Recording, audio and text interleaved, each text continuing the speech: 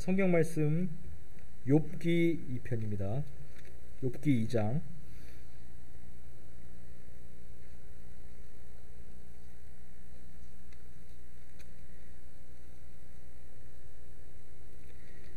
성경 말씀 욥기 2장 1절부터 13절까지입니다.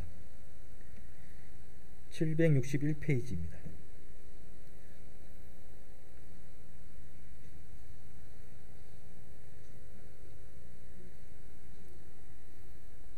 다 찾으셨으면 한 절씩 교독하시겠습니다.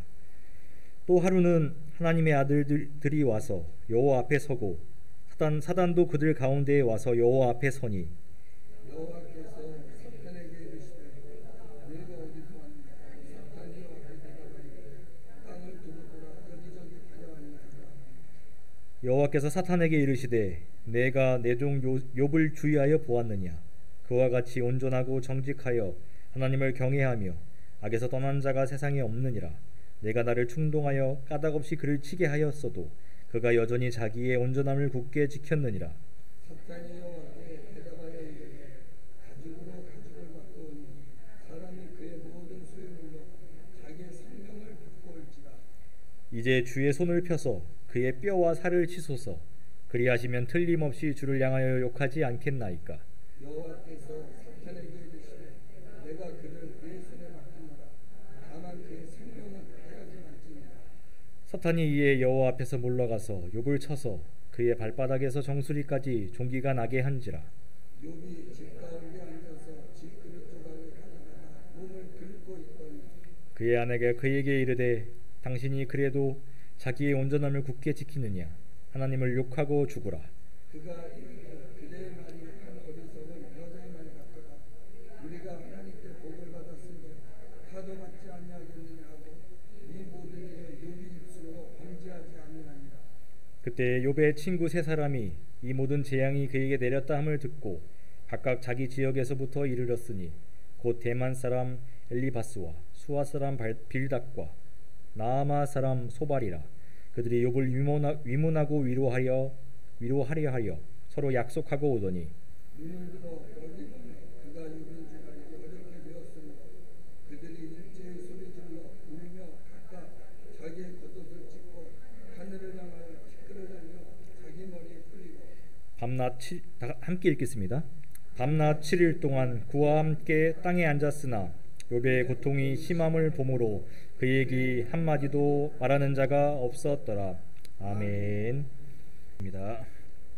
이 시간에는 사탄의 목적이란 제목으로 목사님께서 설교 전해주시겠습니다.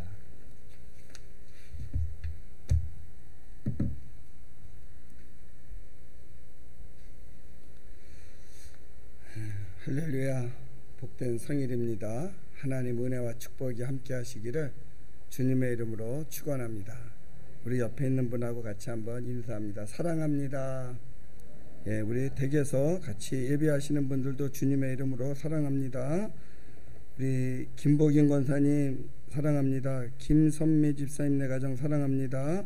차지혜 권사님 가정 사랑합니다. 박은영 집사님 가정 사랑합니다. 신흥순 권사님 사랑합니다. 원준섭 우리 성도님 가정 주님의 이름으로 사랑합니다. 또 우리 이상미 집사님네 가정 사랑합니다. 이승우 집사님네 가정 사랑합니다. 조경미 집사님 사랑합니다. 최여순 권사님네 가정 사랑합니다. 예, 우리 속히 같이 이렇게 대면 예배하는 모두가 같이 예배하는 날이 속히 오기를 소망합니다. 많은 분들이 이거에 대해서 되게 궁금해해요. 이 스톨에 대해서. 목사님 새벽이든 수요일이든 이걸 이렇게 걸고 나오는데 이게 뭐냐. 제가 처음 이거 스톨 걸고 나왔을 때 한번 얘기했는데 아마 모르는 분들이 많은 것 같아서 다시 한번 말씀드립니다. 그동안 우리가 이제 중국 선교를 했는데 이제 코로나 이후에 중국의 선교사들을 다 이렇게 추방해 가지고 이제 우리가 선교지를 바꿔서 말레이시아 페낭에 있는 선교사님을 지금 이렇게 돕고 있습니다. 그랬더니 거기 교인들이 요거를 수놓은 게 아니라 요거를 여기 뭐라 그러죠? 요 조그만 그 구슬을 이 아주 조그만 거를 다 이렇게 하나하나 엮어가지고 이런 스토를 만들었어요. 그래서 이게 빨간색도 있고 하얀색도 있고 보라색도 있고 까만색도 있고 그 절기에 맞춰서 하라고 요거를 한 7가지를 이렇게 세트로 해서 우리 선교 팀들에게 이렇게 보내준 겁니다. 그래서 제가 이렇게 스토를 또 그분들도 보라고 또 여러분들에게 또 보여주고 싶어서 이렇게 걸고 나오는 겁니다. 여러분들도 우리 또 기도할 때 선교지를 위해서 항상 이렇게 좀 많이 기도해 주시기 바랍니다. 지금 다들 어렵지만 코로나 때 또 선교하는 선교사들도 많이 힘들어하고 있습니다. 많이들 기도해 주시면 좋겠습니다. 우리가 지난 시간에 이어서 욥에 대해 욥기를 지금 이렇게 공부하고 있습니다. 한번 정리하는 차원에서 욥 어떤 사람이었죠? 욥은 동방의 의인이고 또 아주 부자고, 그죠? 보통 그 믿음이 좋은 사람은 좀 재물이 좀 부족하다든지 아니면 또 물질이 많은 사람은 또 믿음이 좀 부족한다든지 이런데 욥은 물질도 많았고 또 믿음도 좋아서 이런 사람을 성경은 훌륭한 사람이라 지난 시간에 그렇게 말씀을 드렸죠. 훌륭한 사람이라. 뿐만 아니라 욥은 하나님이 아주 자랑하는 사람이었다 그랬어요. 지난 시간에도 보니까 한 번은 천상회의가 열렸습니다. 하늘에서 천상회의를 여는데 그때 사탄이도 거기에 껴들어왔어요. 그래서 여호와 하나님이 사탄에게 묻죠. 너 어디 갔다 왔느냐? 그러니까 이 땅에서 여기저기를 두루다녔다가 왔다고. 하나님 또 묻죠. 그러면 너 혹시 다니면서 욥이라고 하는 사람을 봤느냐? 그 욥의 믿음을 봤느냐? 그러면서 욥을 한없이 칭찬하는 거예요. 그랬더니 사탄이가 있다가 그거는 하나님이 욥을 축복해주고 그 재산을 울타리를 쳐서 보호해주고 그를 하나님께서 한없이 복을 내려주시니까 욥이 하나님을 경외하는 거지 울타리를 걷어보라고 재산을 걷어가보라고 그래도 하나님을 섬기라. 그랬더니 하나님이 야 욥은 그런 사람 아니야. 내가 한번 울타리 걷을 테니 욥이 그래도 나를 경외하는지 안 하는지 믿음을 지키는지 안 지키는지 우리 한번 시험해보자. 그래서 하나님이 울타리를 걷었어요. 그랬더니 욥에게 재앙이 오기 시작을 하는데 그 재앙이 연이어서 오는데 하루는 스밧 사람이 갑자기 이르러 종들을 죽이고 모든 우양을 다 빼앗아 갔습니다. 그러면서 종이 와서 보고하는 거예요. 근데 그가 아직 말하는 동안에 그가 아직 보고도 끝나기 전에 또 한 사람이 와서 말하기를 하늘에서 불이 떨어져 가지고 양과 종들을 다 살려버리고 나만 살아서 왔습니다. 그 보고하는데 그 말이 또 떨어지기도 전에 그가 아직 말하는 동안에 성경에 보면은 후렴처럼 나오는 말이 뭐냐면 그가 아직 말하는 동안에 갈대아 사람이 새 무리를 지어 갑자기 낙타를 빼앗고 칼로 종들을 죽였나이다. 나만 살아서 왔습니다. 그가 아직 말하는 동안에 또 한 사람이 와서 말하되 맏아들 집에서 7남 3녀 형제들이 모여서 잔치를 하는데 갑자기 바람이 불어가지고 그 기둥이 뽑혀서 그 집이 무너져가지고 7남 3녀가 다 죽었습니다. 나만 올라왔습니다. 세상에 재앙이다 재앙이다 이런 엄청난 재앙이 어디 있어요. 하루아침에 그가 아직 말하는 동안에 그 말은 뭐냐면은 계속해서 숨 쉴 시간도 없이 그런 재앙이 임했다 그랬어요. 우리 지난주에 말씀드렸죠. 이런 엄청난 재앙이 임할 때 욥이 처신한 행동은 어떤 거였어요? 낙심하고 좌절하고 하나님을 원망하는 것이 아니고, 그죠? 이 사람 저 사람 쫓아다니면서 누가 이 문제 좀 해결해 주세요 그러고 사람 만나러 다닌 것도 아니고 뭐 했다 그랬습니까? 욥기 1장 20절에 욥이 하나님 앞에 예배했다 그랬어요. 예배했다. 그죠? 우리 믿음의 사람들은 어떤 어려움이 올 때 당황하지 말고 원망하지 말고 사람 찾으러 다니면서 해결하려고 하지 말고 하나님 앞에 예배해라. 예배가 뭐라고 그랬어요? 하나님을 만나는 것이다. 하나님을 만나야 해결이 되지 사람 만나서 해결되는 게 아닙니다. 어떤 어려움이 우리 앞에 닥쳐왔다. 여러분 너무 당황할 거 없어요. 이 사람 저 사람 쫓아다닐 거 없어요. 하나님 만나야 돼요. 하나님 만나는 것이 해결책입니다. 그리고 그가 욥기 1장 22절에 그랬어요. 내가 모태에서 알몸으로 나왔은즉 또한 알몸이 되어 돌아갈지라. 주신 이도 여호와시요 거두시는 이도 여호와시니 여호와 이름이 찬양을 받으실지로다. 그러면서 하는 말이 모든 일에 이 모든 일에 범죄하지 않았다 그랬어요. 이 모든 일이 뭐예요? 이런 엄청난 재앙 속에서도 그가 죄짓지 않았다. 그러면서 뭐라고 그러냐 하면은 하나님을 향하여 원망하지 않았다 그랬어요. 이건 뭐예요? 원망도 죄라는 거예요. 원망한다고 해서 해결되는 문제 아니에요. 우리가 어떤 어려움이 올 때 제일 많이 사람들이 처하는 방법이 뭐냐면 원망하는 거예요. 누구를 원망하는 거예요. 하나님을 원망하는 거예요. 사람을 원망하는 거예요. 부모를 원망하는 거예요. 형제를 원망하는 거예요.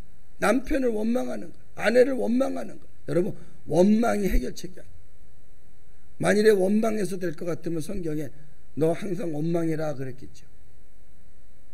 욥이 입술로 범죄하지 않았고 원망하지 않았다. 여러분 어떤 재앙이 우리 앞에 있다고 할지라 어떤 환난이 있어도 원망하지 마세요. 제일 나쁜 게 원망이다. 그리고 오늘 2장이에요. 오늘 또다시 두 번째로 천상회의가 열립니다. 이때도 역시 사탄이 참석을 했어요. 그래서 여호와께서 사탄에게 묻습니다. 그것이 욥기 2장 3절에 제가 세번역 성경으로 한번 읽어드릴게요. 주님께서 사탄에게 말씀하셨다. 너는 내 종 욥을 잘 살펴보았느냐? 이 세상에 그 사람만큼 흠이 없고 정직한 사람, 그렇게 하나님을 경외하고 악을 멀리하는 사람이 없다.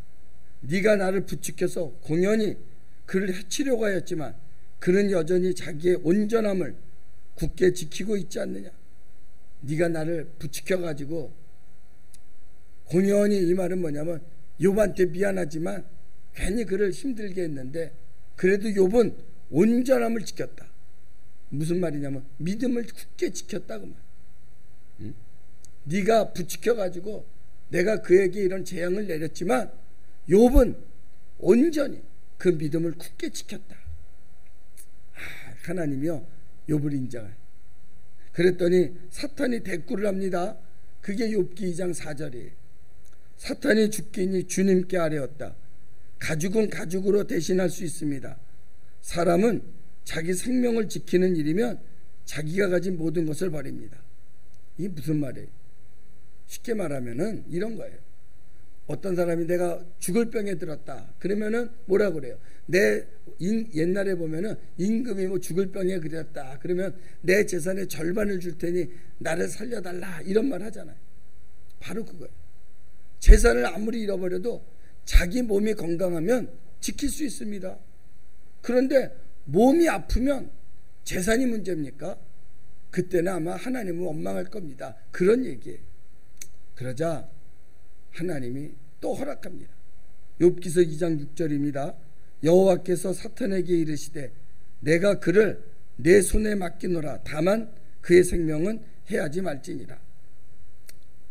역시 지난 시간에도 하나님이 사탄에게 얘기했죠. 다 뺏어가도 그 생명을 건드리지 말아라.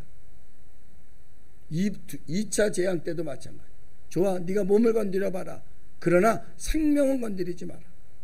저는요 이 말씀이 참 많이 와닿아요. 여러분 아무리 힘들어도 하나님이 우리 생명은 지켜줍니다. 아무리 죽을 병에 걸려도 죽이지 않는다 그 말이에요. 예? 그러니까 죽을까 염려하지 말라 그 말이죠. 죽고 사는 것도 하나님이 허락을 해야 되는 거예요.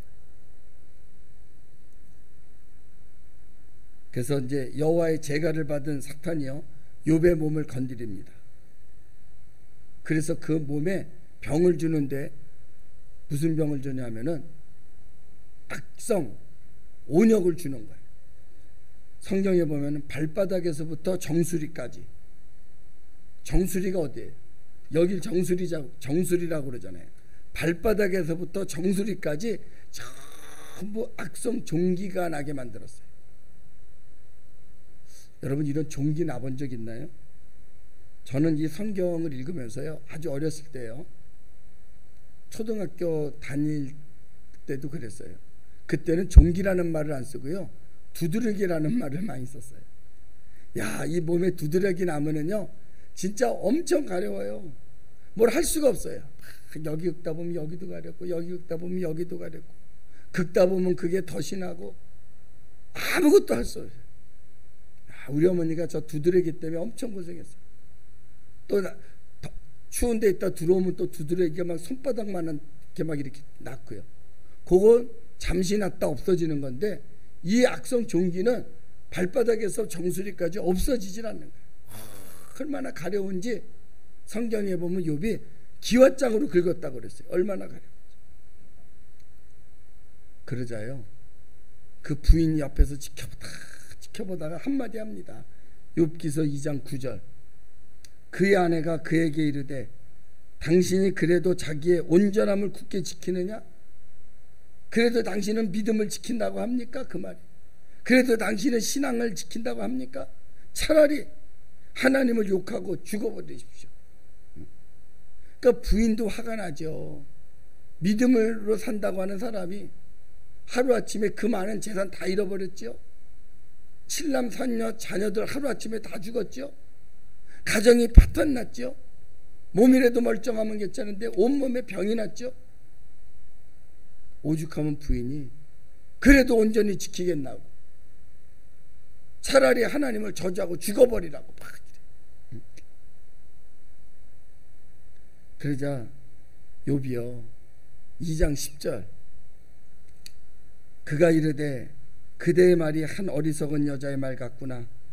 우리가 하나님께 복을 받았으니 화도 받지 않겠느냐 하고 이 모든 일에 욥이 입술로 범죄하지 아니하니라. 야, 욥이요 그래도요 무슨 말을 하냐고. 당신은 이렇게 어리석냐. 복을 주신 하나님이 화도 안 주시겠니. 그러니 우리가 복을 받았으니 화도 받겠거니 이렇게 생각하고 이러면서 입으로 범죄하지 않았다는 거예요. 입으로 원망하지 않았다는 거예요. 입으로 탓하지 않았다는 거예요. 절대 입술로 범죄하지 않았다. 우리 지난 시간에도 제가 말씀드렸어요. 모든 죄의 시작은 어디서 나오냐면 말에서부터 나와요. 말에서. 그러니까 말 조심하자 그런 말씀드렸죠. 제가 이 말씀을 이렇게 보면서 혼자 그랬어요. 욥의 아내가 악처일까 아닐까 이런 생각이 갑자기 드는 거예요. 그래서 제가 한번 찾아봤어요. 세계 3대 악처 이랬더니요 그 중에 욥의 아내도 들어가더라고.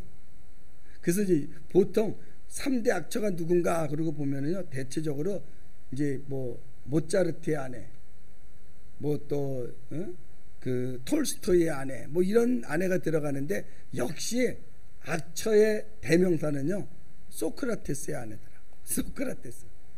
그래서 제가 한번 그림을 하나 그렸어요. 그 네덜란드 레이반 브로멘텔이라고 하는 사람이 그 소크라테스의 그 악처 그 소크라테스 부인 이름이 크산티페거든요. 크산티페라고 하는 사람인데 얼마나 그 소크라테스가 말을 많이 하고 집에는 덜 관심을 가졌는지 얘기하길 좋아하니까 위에서 지금 뭐 하는 거냐면 물을 갖다 붓는 거야. 이렇게 물을 갖다 창문에서 물을 갖다 붓는 그림 아주 유명한 그림입니다. 이때 소크라테스가 한 말이 있죠. 천둥이 치니까 비가 오는구나. 그런 아주 유명한 말을 했다 그래요. 그러니까 얼마나 그 부인이 또 소리를 질렀겠어요. 집에는 안 들어오고 뭐 하느냐고 막 이렇게 소리를 질렀더니 천둥이 치니까 이제 비가 온다고 이러면서 그냥 그걸 넘겨버렸다 그래요. 요건 이제 조금 사이드 메뉴입니다만은 악처 중에는요, 우리 감리교 창시자 요한 웨슬레 목사님의 부인 수산나 웨슬레도요 악처로 들어가요. 한 번은 그가 회고록을 하는데 그런 말합니다.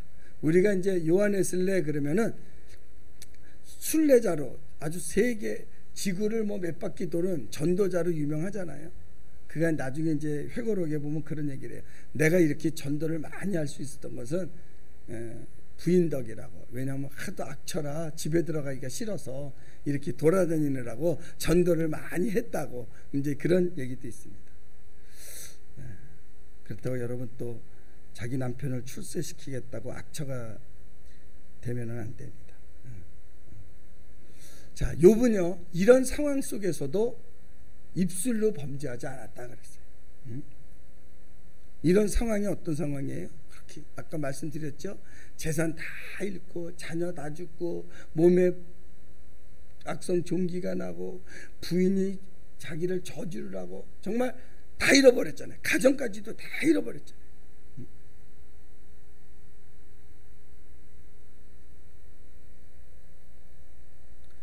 그 욥이 어느 정도 그 고난이 심했냐면은 욥기서 1장에 보면 그 친구들이요, 야 우리 친구 욥이 재앙을 가운데 있다고 그러는데 우리가 그래도 한번 좀 위문 가야 되지 않냐. 그래서 친구들이 모여서 위문을 갑니다.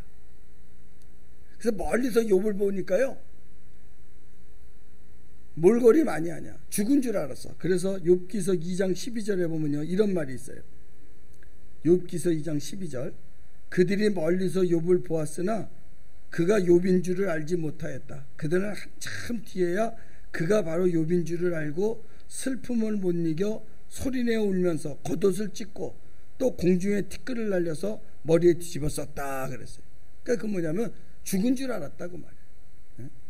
죽은 줄 알고 가까이 가지 않았어요. 그러니 얼마나 욥의 고난이 심했겠어요. 그런 고난 속에서도 입술로 범죄하지 않았다 그랬어요. 왜요? 왜 욥은 입술로 범죄하지 않았을까요? 사탄의 목적을 알면 우리가 범죄하지 않을 수 있어요. 오늘 이게 이제 설교의 핵심이에요. 사탄의 목적을 알자.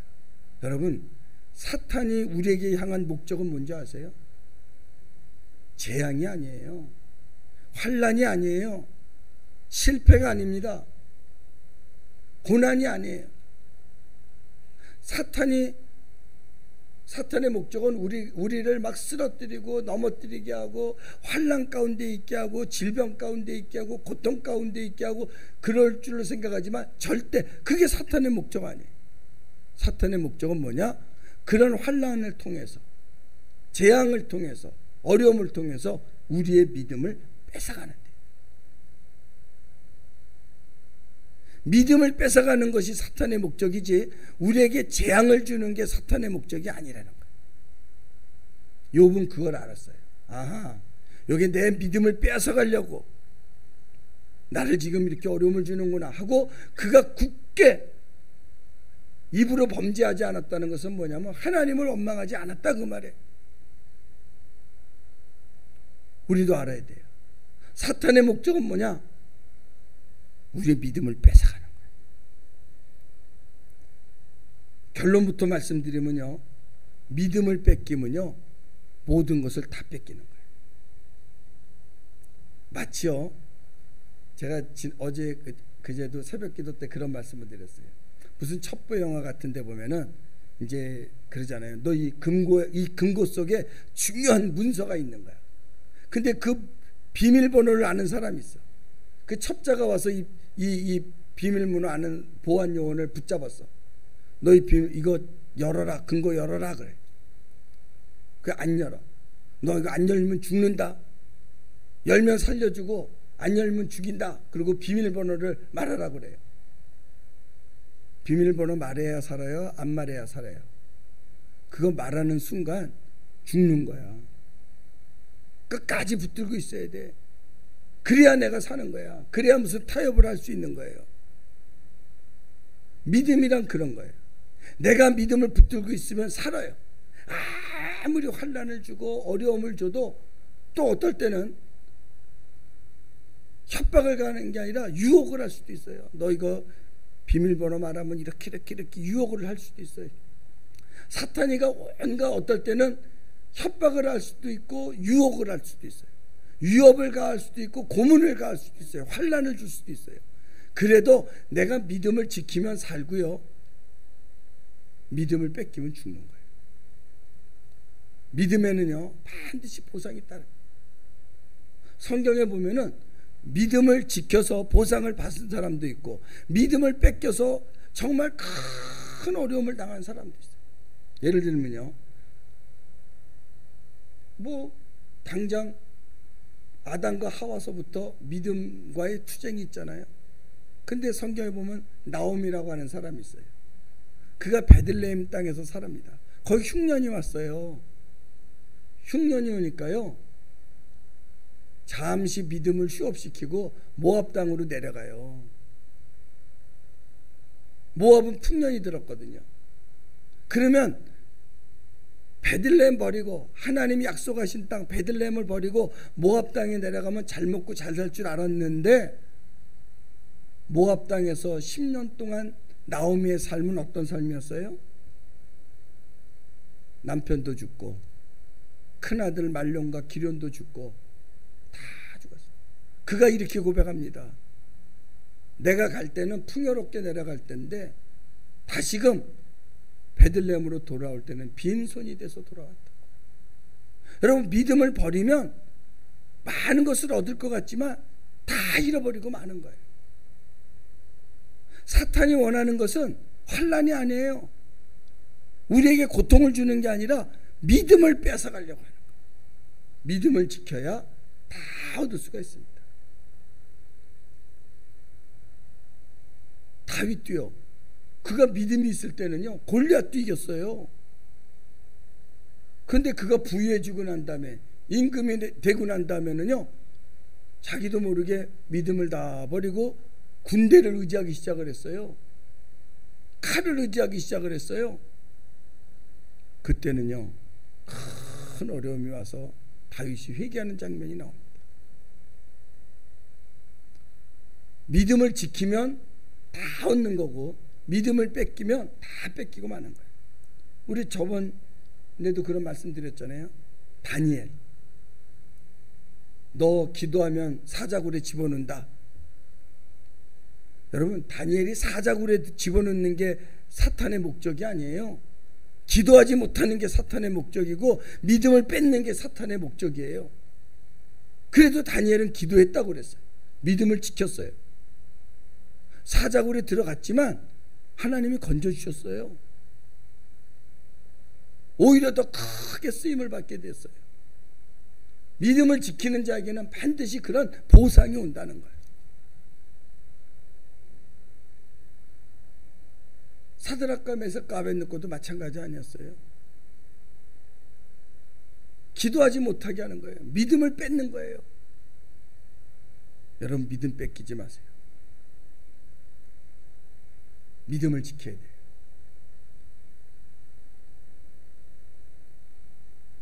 사탄은요 심지어 예수님께까지도 와가지고 시험을 해요. 믿음 뺏어가려고. 야, 얼마나 교묘한지 몰라요. 그거 알아야 됩니다. 믿음 뺏기면 다 뺏긴다는 거. 믿음 뺏기면 죽는다. 믿음을 지키면 하나님이 생명은 건드리지 말라고 그랬어. 그런데 믿음을 뺏기면 생명을 뺏기는 거예요. 좀 지난 얘기지만 여기 이제 우리 동네 얘기라 말씀을 드려요. 화서 사거리에 화서 장로교회가 있어요. 지금은 저 수원여대 쪽으로 이사를 갔어요. 이제 그 목사님이 나랑 좀 친분이 있어요. 나이도 같고 그래서 같이 이렇게 만남을 갔는데 오래전에 연평도에 폭격 사건이 있었잖아요. 근데 이제 그 교회가 지하실에 있는데 지하실에 있는 교회니까 좀 여러 가지 경제적으로도 그렇고 열악했어요. 근데 이제 교회가 좀 지하실에 이렇게 있다 보니까 좀 이렇게 인테리어를 하고 싶은데 돈이 없잖아요. 근데 마침 그 교회에 집사님이 목수하는 분이 있는데 인테리어 하는 집사님이에요. 자기도 보니까 교회가 남루하니까 목사님 언제 며칠 날은 내가 시간이 되니까 이렇게 교회 인테리어를 내가 하겠다고 그 약속을 했어요. 근데 얼마 지나지 않아서 하필이면 그날에 친구들이 연평도에 일 있다고 연평도를 가자는 거예요. 근데 그날이 언제냐면 그 공사하기로 한 날이야. 근데 이분이 아니 나는 교회에 공사하기로 약속을 해서 나는 못 가겠다고 다음에 갈 테니 당신들 가라고. 그랬더니 내일은 안 되고 자기네들이 간다고 이 사람을 빼고 자기네들이 간 거예요. 이 사람은 교회 공사를 한 거예요 그날. 그런데 그날 그런 엄청난 사고가 난 거예요. 그래서 한동안요 큰 간직거리가 있어요. 간 사람들은 참 많이 다친 사람도 있고 그 중에 한 사람은 또 잘못된 사람들도 있었고 막 이랬었죠. 그건 막 간증하는 거예요. 야, 참 하나님이 날 살렸다고. 그거요 믿음을 저버리고 돈 때문에 목사님 죄송해요. 뭐 어차피 교회 돈 주는 것도 아니니까 아유 마침 또 요날 일이 생겼네요. 갔다 오고 나서 할게요. 그래도 그럼 그러라고 그래야지 뭐 계약한 것도 아니고 응? 그분이 시간이 나서 그때 해주겠다고 약속한 건데 아 돈 벌러 간다는데 뭐 다녀오라고 그래야지 안 된다고 그래? 근데 자기 스스로가 내가 이렇게 약속을 했기 때문에 이렇다. 여러분 믿음을 지키면은 모든 것을 얻지만 믿음을 잃어버리면 다 뺏겨요. 사탄이 우리에게 원하는 것은 다른 게 아니에요. 믿음 뺏어가려고 하는 거예요. 믿음 뺏어가려고. 저는 코로나도 그래요. 여러분 코로나의 목적이 뭔지 아세요? 이런 환난을 통해서 우리의 믿음을 뺏어가려고 그러는 거예요. 여러분 절대로 믿음 뺏기지 마요. 믿음 잃어버리면 다 잃어버리는 거예요. 믿음 뺏기면 죽어요. 근데 믿음을 붙들면 살아요. 믿음 붙들고 살아야 돼요. 믿음 지켜야 돼요. 목회자가 할 일은 뭐냐? 여러분들의 믿음을 관리하는 거예요. 믿음 뺏기지 않도록. 그래서 이렇게도 하고 저렇게도 하고. 그래서 하나님과의 만남을 갖게 해주려고. 욥이 어떻게 했어요? 환난을 당하니까 제일 먼저 뭐 했습니까? 사람 만나러 간 것이 아니고 원망한 것이 아니라 하나님을 예배했다 그랬어요. 하나님 만났어요. 여러분 내 믿음을 지키는 것은 첫째가 뭐냐? 예배가 둘째가 뭐냐? 예배 성공하는 거예요. 셋째가 뭐냐? 예배 성공하는 거예요. 예배 성공하면 믿음을 승리할 수 있어요. 한번 따라서 합시다. 예배 성공하면 믿음에 승리할 수 있다. 아멘. 그건 아주 여기 새겨놔야 돼. 예배 성공이 믿음의 승리다. 그래서 그 당시 예전에도 초대교회도 로마에서 큰 박해가 있을 때도 땅속에 들어가서 토굴 속에 숨어서 산 속에 들어가서라도 그들이 믿음을 지켰잖아요. 저번에도 어떤 분이 그러더라고요. 야, 하나님이 이때를 위해서 온라인을 만들어 놓은 것 같다. 아, 온라인 없었으면 어떡할 뻔했어. 이때를 위해서 참 이렇게 온라인 시스템을 만들어 놔서 그래도 이렇게라도 예배할 수 있잖아요. 우리가 얼마나 감사해요.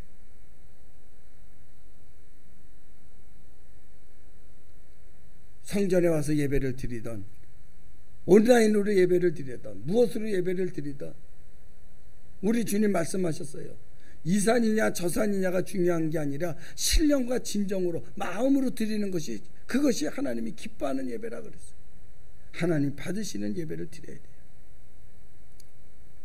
마지막 때가 되면은 사탄이 자기의 정체를 드러나서 어떻게 해서든지 모이지 못하게 합니다. 모이기를 피한다 그랬어요. 그래서 마지막이 될수록 그날이 올수록 더욱더 열심히 모여라 그랬어요. 모여야 돼요. 모이라는 게 뭐냐면 예배하라 그 말이에요. 예배하라. 여러분 욥이 그 엄청난 재앙 속에서도 그 환난 속에서도 그가 범죄하지 않을 수 있었던 이유는 뭐냐? 사탄의 목적을 알았기 때문이었어요. 여러분, 사탄의 목적은 재앙이 아니에요. 코로나가 아닙니다. 환난이 아닙니다. 우리의 믿음을 뺏어가려고 하는 거예요. 우리가 믿음을 지키면 재앙은 사라지는 거예요. 빛이 오면 어둠이 사라지는 것처럼. 여러분, 믿음의 승리자들이 다 될 수 있기를 주님의 이름으로 축복합니다. 믿음의 승리, 예배의 성공에서 시작된다 하는 것을 기억하시고, 우리 한 심령도 빠짐없이 다 예배 성공자가 돼서 믿음의 승리자들이 다 되시기를 주님의 이름으로 축복합니다. 기도하시겠어요? 하나님 아버지, 감사합니다. 예배 성공이 믿음의 승리의 지름길이라는 것을 알게 하시고, 어떤 환난 속에서도, 어떤 역경 속에서도 하나님 믿음 잃지 않게 하여 주시옵소서. 믿음 뺏기지 않게 하여 주시옵소서. 예수님의 이름으로 기도하옵나이다. 아멘.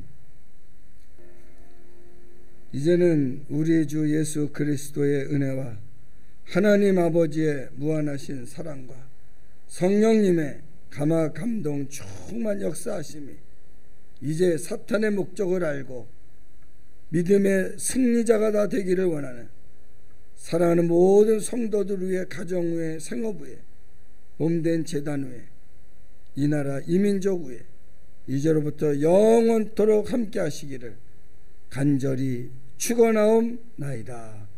아멘.